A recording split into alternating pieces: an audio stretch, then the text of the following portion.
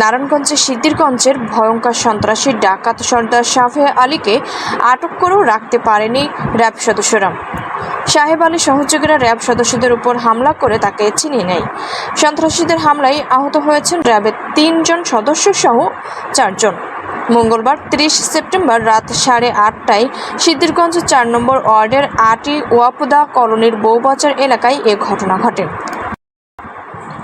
বিষয়টি নিশ্চিত করেছেন প্রত্যক্ষদর্শী ও র্যাব ১১ এর CPSC lieutenant commander Mohammad Naimul হক।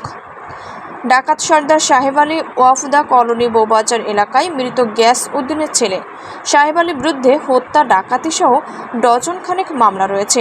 জানা গেছে, মঙ্গলবার রাত ৮টার দিকে একজন সহযোগী সহ ডাকাত সর্দার সাহেব আলীকে আটক করে সাদা পোশাকধারী র্যাবের একটি আভিযানিক দল।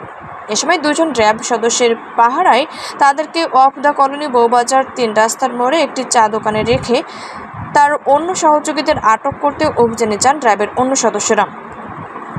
তখন সাহেব আলীর সহযোগী সন্ত্রাসীরা র্যাব সদস্যের উপর আকস্মিক হামলা চালিয়ে তাদের ছিনিয়ে নেয়। সন্ত্রাসীদের ছোড়া ইট পাটকেলের আঘাতে একজন গুরুতর সহ র্যাবের 3 জন ও রানা নামে স্থানীয় একজন বাসিন্দা আহত হন।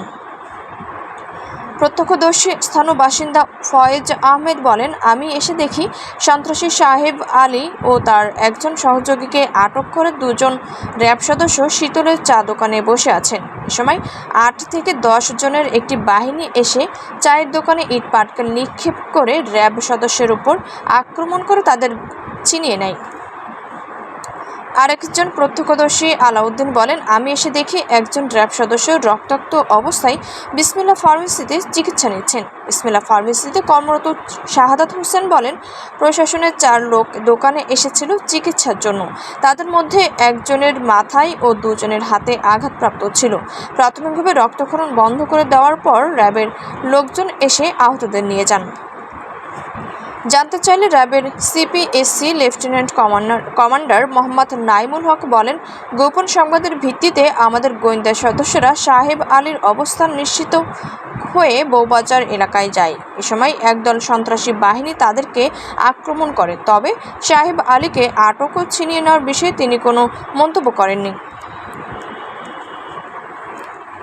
নাকি সাহেব আলী অ্যারেস্ট করার পরে সাহেব আলীর লোকেরা শুনছে, শুননা সাইরা ওই আদলা মাদলা ইটকল মিটকল যা ছিল আয়া হামলা দিয়া ওরা নাকি ছুড়াই লেগে গেছে। 3 জন লোক, ঠিক আছে, মানে 2 জনের মধ্যে ব্যান্ডেজ করতেছে, একজনের ঠিক আছে মানে এই ডাক্তার ফার্মেসিতে মানে চোখের মধ্যে প্রচণ্ড আঘাত, অনেক মানে বেড়ে গেছে। কবে আমি এতটুকু দেখলাম সাহেব আলীরে অ্যারেস্ট করে রাখছে, হ্যান্ডকাপ লাগানো। তো ওরা বসার জন্য দোকানের সামনে বসাইছে, একটু পানি পুনি খাইতেছে।